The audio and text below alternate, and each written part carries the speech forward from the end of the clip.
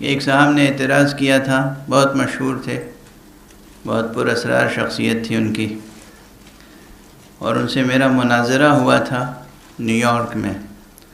تو انہوں نے پنجتن پاک کے تصور کو ایک سماجی تصور قرار دیا تھا کہ مسلمانوں کے ایک گروہ نے پنجتن پاک کا تصور بنا رکھا ہے، اور جو فہرست ہے وہ بھی درست نہیں ہے، اور نئی فہرست بنا کر انہوں نے انٹروڈیوس کی۔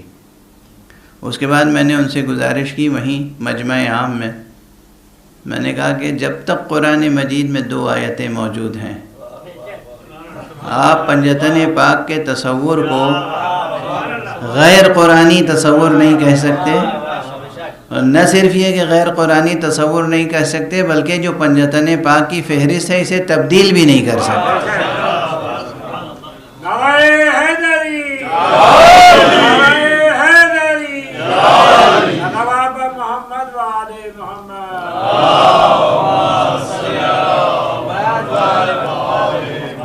ایک تو آیت تطہیر اور ایک آیت مباہلہ، دونوں میں خاص تعلق ہے۔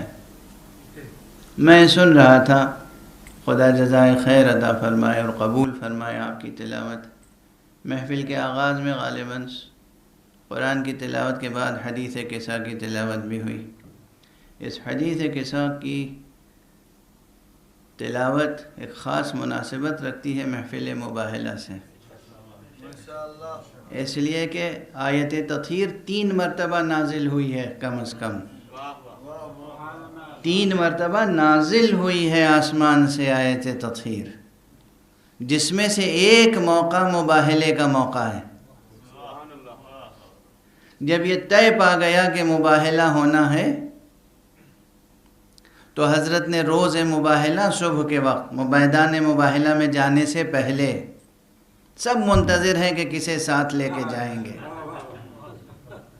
اب یہاں جو لطیف نکتہ ہے وہ لطیف صرف نہیں ہے، علمی نکتہ ہے، تفسیری نکتہ ہے، تأویلی نکتہ ہے، اور وہ نکتہ یہ ہے کہ قرآن مجید میں اس آیت میں جو کلمات ہیں وہ تو عام ہیں، فَقُلْ تَعَالَوْا نَدْعُ أَبْنَاءَنَا وَأَبْنَاءَكُمْ، تو پھر کہہ دیجئے کہ دعوت دو اپنے بیٹوں کو اور ہم اپنے بیٹوں کو، تو بیٹوں کا لفظ تو عام ہے نا۔ وَنِسَاءَنَا وَنِسَاءَكُمْ، تم اپنی عورتوں کو دعوت دو، ساتھ لاؤ، ہم اپنی عورتوں کو ساتھ لائیں، اور وَأَنفُسَنَا وَأَنفُسَكُمْ، خود ہم آئیں، اپنے نفسوں کو لے کر آئیں، تم اپنے نفسوں کو لے کر آؤ۔ یہ تمام کلمات عام ہیں نا، تو بحیثیت نبی، بحیثیت رسول، بحیثیت رئیس امت، بحیثیت امت کے باپ ہونے کی حیثیت سے ساری امت کو پیغمبر لے کر چلے جاتے، تب بھی اس آیت کے مصداق سب بن جاتے۔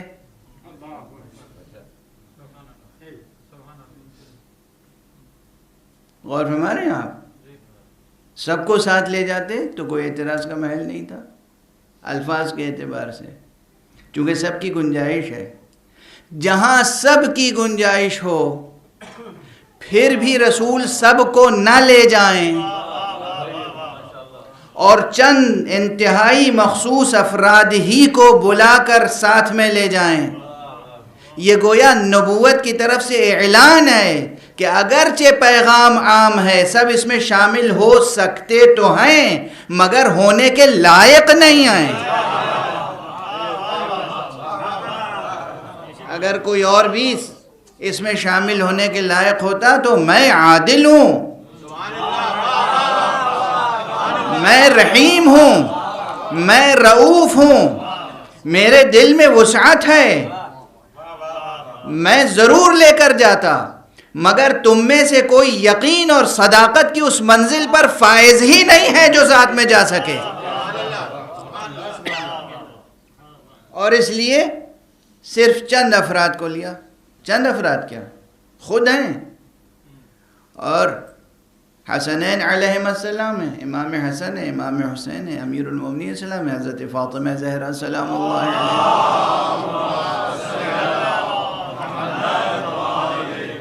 انہیں بلایا اور ایک چادر کا سایہ کیا. اور یہ روایت صحیح مسلم میں ہے. بعض علماء اہل سنت صحیح مسلم کو صحیح بخاری پر بعض جہات سے ترجیح دیتے ہیں. صحیح مسلم کی روایت ہے جس میں سعد ابن ابی وقاص کی روایت ہے. کہتے ہیں پیغمبر نے ہاتھوں کو آسمان کی طرف بلند کیا اور کہا اللہم ہؤلاء اہلی، پروردگار یہی میرے اپنے ہیں، یہی میرے اہل بیت ہیں.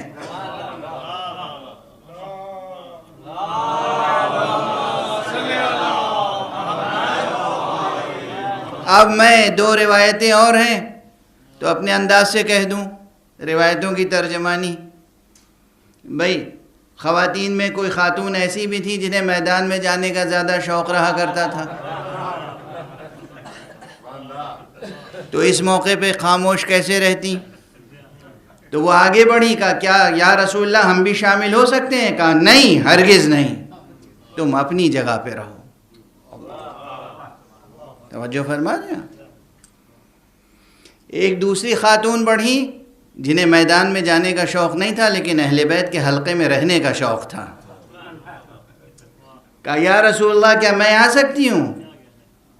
تو کہا نہیں، تم خیر پر ہو مگر اپنی جگہ رہو. دونوں روایتوں میں فرق ہے. ایک کے لیے کہا تم اپنی جگہ رہو اور خاموش ہو گئے، دوسرے کے لیے تم خیر پر ہو. روایتیں میں کیا کروں؟ میں تو نہ روایت میں گھٹا سکتا ہوں نہ بڑھا سکتا ہوں، اس لیے کہ صداقت کی شرط یہی ہے. وہ دو مصرے کسی کے ہیں جس میں سچ اور جھوٹ کا فرق شاعرانہ انداز سے بیان کیا گیا ہے کہ سچ گھٹے یا بڑھے تو سچ نہ رہے، سچ گھٹے یا بڑھے تو سچ نہ رہے، جھوٹ کی کوئی انتہائی نہیں.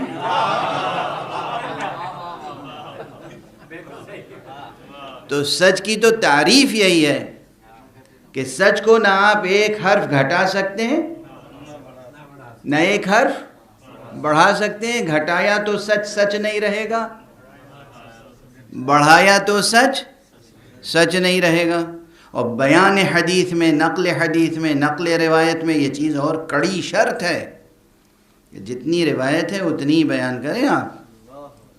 اور بعض حضرات تو اس چیز کا التزام کرتے تھے محدثین میں کہ جو انداز اور اسلوب بیان ہوا ہے کہ حضور صلی اللہ علیہ وآلہ وسلم نے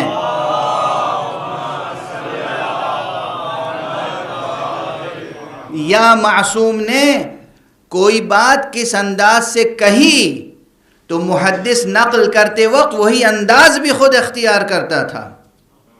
اور شاید اسی لیے ہمارے خطبہ جب غدیر کا بیان کرتے تھے تو کھڑے ہو جاتے تھے ایک ہاتھ اٹھا کر کہ اس طرح فرمایا تھا من کنتو مولا فہذا علی مولا. اور فرمایا تو یہ ہے ادائے حدیث اور ادائے امانت کے شرائط یہ ہیں. بہرحال تو میں روایت عرض کر رہا ہوں اور اب سمیٹ کر گفتگو عرض کروں کہ پھر آپ نے جب دعا فرمائی تو فوراً جبرائیل تشریف لائے. جب آپ نے کہا اللہم ہؤلاء اہلی یا ہؤلاء اہل بیتی تو جبرائیل تشریف لائے اور انہوں نے پھر آیت تطہیر کی تلاوت کی. تو آیت تطہیر کا خاص تعلق واقعہ مباہلہ سے بھی ہے. گویا آیت تطہیر نے آ کر انتخاب پیغمبر پر مہر تصدیق لگا دی کہ پیغمبر آپ کا انتخاب یہ آپ کا انتخاب نہیں ہے، حق کا انتخاب ہے. اور جب اللہ نے گواہی دے دی کہ یہی طیب ہیں، طاہر ہیں، یعنی یہی یقین پر ہیں، شرک ان سے دور ہے، شک ان سے دور ہے، نجاست ان سے دور ہے، رجس ان سے دور ہے، کذب ان سے دور ہے، تو پھر یہی وہ ہیں جو مباہلے میں جا سکتے ہیں یقین اور صداقت کے ساتھ. یہ ہیں اہل یقین، یہ ہیں اہل صداقت. بس اب اس سے زیادہ بیان کا موقع نہیں ہے. اذان کا وقت قریب سے قریب تر ہو گیا ہے، اس لیے میں پھر عرض کروں کہ یہ سب ماشاءاللہ شعراء نے خوب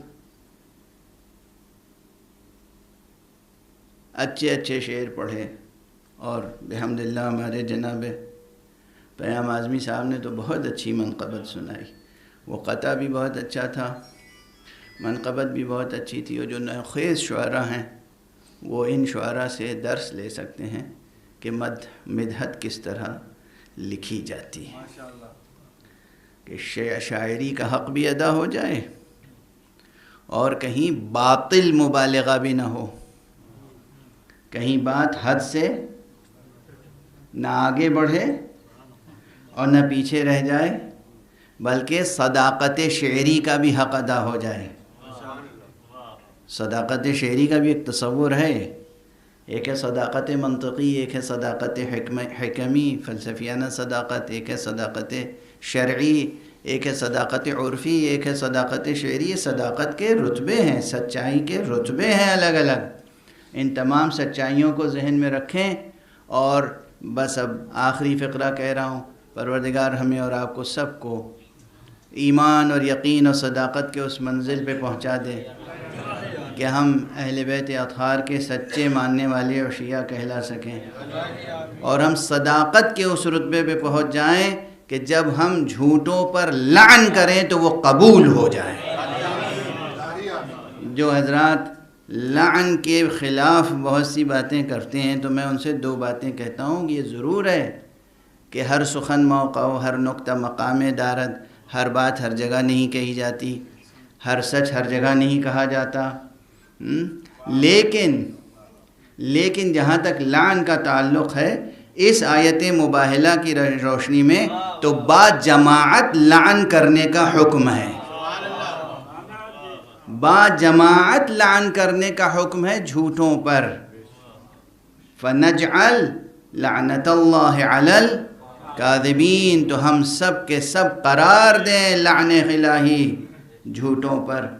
اور اسی دعا کے ساتھ ختم کر رہا ہوں، پروردگار ہمیں اس دنیا میں بھی اور روز حشر بھی سچوں کے ساتھ شمار فرمائے، ہمیں اصحاب کے آل عبا خمسہ نجبا معصومین طاہرین طیبین ہدات مہدیین کے زمرے میں شمار فرمانا، ان کے چاہنے والوں میں قرار دینا۔ پروردگار ہمیں یہ توفیق عطا فرما کہ ہم واقعاً سچے دل سے ہمیشہ مؤثر انداز سے جشن مباہلہ منعقد کر سکیں، تیرے انبیاء اور ائمہ اور تیری حجتوں کا، تیرے اولیاء کا تذکرہ کر سکیں، اس تذکرے کو زندہ رکھ سکیں، اس تذکرے کو زندہ رکھنے کی راہ میں مر مٹیں۔ پروردگار ہماری زندگیوں کو قبول فرما، ہماری موت کو شہادت کی موت قرار دے۔ پروردگار ولی آخر کو اذن ظہور عطا فرما، اور ان کے ہاتھوں سے اپنی رحمت و رافت و عدالت کا